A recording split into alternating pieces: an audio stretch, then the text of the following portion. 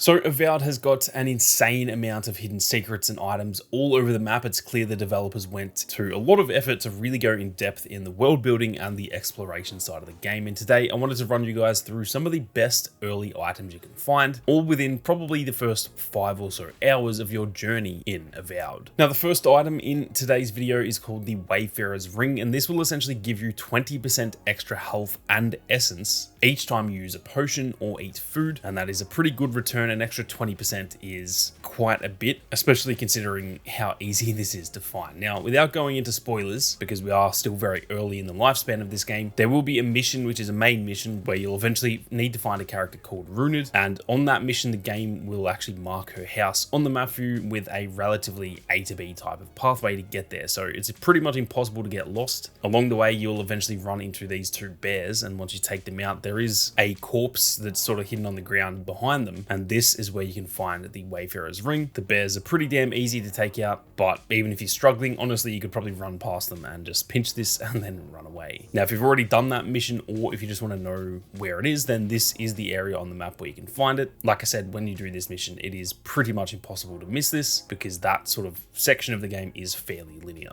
Now, the next item I'm going to run you guys through is actually an upgrade material, which is Adra, a big part of the lore, both in Avowed and the Pillars of Eternity games. And funnily enough, this can actually be found at Runed's place that I just mentioned. Eventually, you will get to her house. Once you get there, and obviously get through all the dialogue with her and stuff like that, you can just go behind her, sort of further into her house, and you can go upstairs. Once you're up here, you'll find a chest, and when you open that chest, in there, you can find the Adra. This is a really, really good material for using for upgrades and stuff like that for your weapons and armor. So definitely don't miss this while you're at Runed's house. Now, the next item I wanted to show you guys is the Night-mistress's favor. This is a trinket that you can equip, and it will give you passive essence regeneration every time you're near a companion, which is very helpful, especially for those of you who are playing as a mage or even just using any sort of spells at all. Now, in order to get this, all you need to do is a very easy quest line, which you can start by talking to this character called Juliana. She can be found here on the map once you make it to Paradise, which is very early on in the game. But as far as I know, it's actually possible to do this quest and not get the item if you're not choosing the right dialogue. So the quest line is one thing, but then after that, you need to make sure you're saying the right stuff. Now, for the quest itself, all you have to do is go to the docks where you actually first make it ashore in the Living Lands, and you just need to talk to or straight up just fight these enemies here. Once you do that, you can loot them, get inside this door, and in here you'll find Juliana's supplies. Once you bring them back to Juliana, just talk to her and make sure that you're kind of making it clear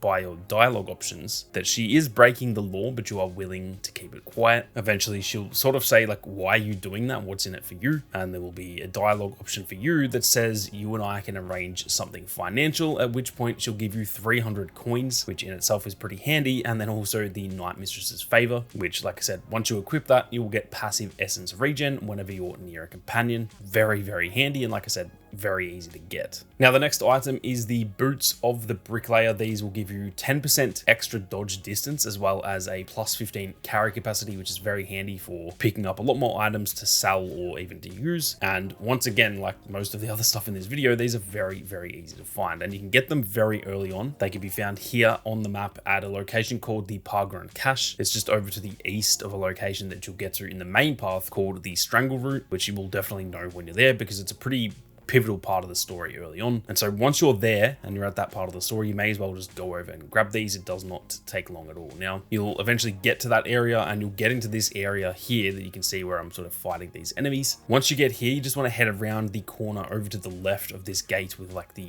overgrown roots blocking it off. Now, around here is a wall that needs to be blown up. You can either use a grenade, or if you're a really, really high IQ individual like myself, you can shoot the barrel on the other side of the wall while standing about 14 centimeters away and kill yourself in the process. So just whichever of those options sounds the smartest to you guys. Here's a hint, it is definitely not the second option, but that is how I did it. I thought the wall would, block the damage. That is clearly not what happened, but it still worked. So at the end of the day, who really cares? And in there, you can find a chest just to your left with those Boots of the Bricklayer. Now, also just an extra bonus for this video, if you go through that area a little bit further, you can climb up onto this next level here. And then if you head a little bit further out, there is a totem there as well. well. So that's just another cool little item that you can pick up, and I will have more videos in the future on some of the other totems you can find throughout the world. Now, before we go any further, if you guys are interested in more Avowed content and you are new to the channel, be sure to hit that subscribe button. There is plenty more content on the way. I've been grinding away during the review period for this game, and now that it is finally here, you can expect to see plenty of content on the channel, so make sure you don't miss out. Now, the next item we have is Stelgaer's Pride. This is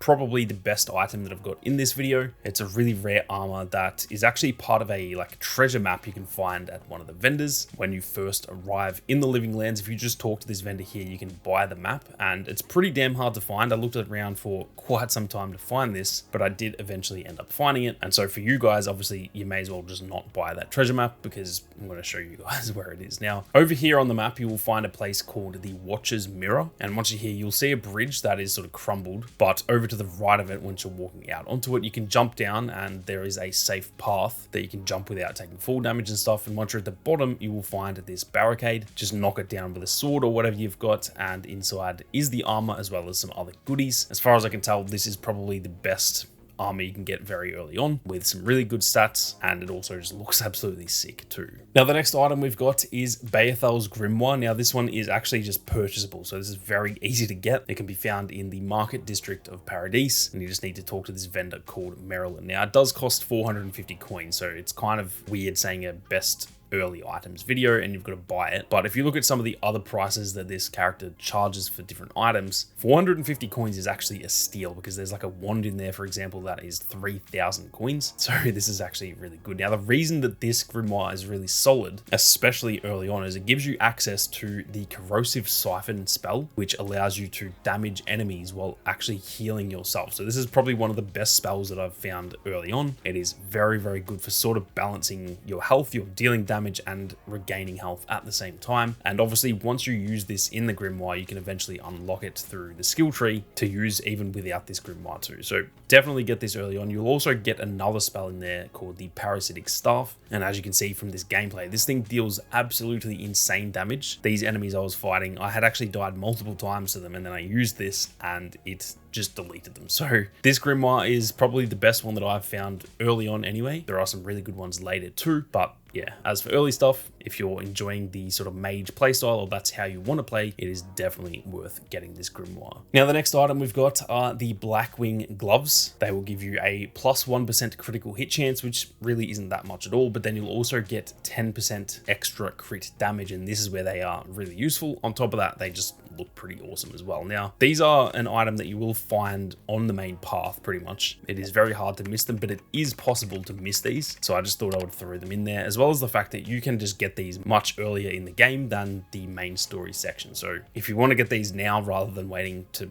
do that part of the story, that is essentially why I've thrown these in there now. All you need to do is climb up these rooftops in Paradise. It's right near where you first enter Paradise, and trust me, I'm not going to go into spoilers, obviously, but due to story reasons, you will 100% know where this is. It is very hard to miss. Now, once you get to the top, there is a chest, and in there, that is where you'll find the Blackwing gloves. Now, last but definitely not least, we have got another very easy item to find. This one is a little bit different, or unique, I would say. It's called the Band of Transcendent Suffering, and it gives you 35% extra melee damage, which is very, very good. But that comes with a negative 100% damage reduction. So that essentially means you will take damage twice as fast, which is obviously very, very not good. But if you're really into the melee playstyle, then this might still be worth using, because you are obviously going to deal some very good damage yourself. Now, in order to get this, it's very easy. It is right in this little ravine here near the main section of Lower Paradise. Is right near the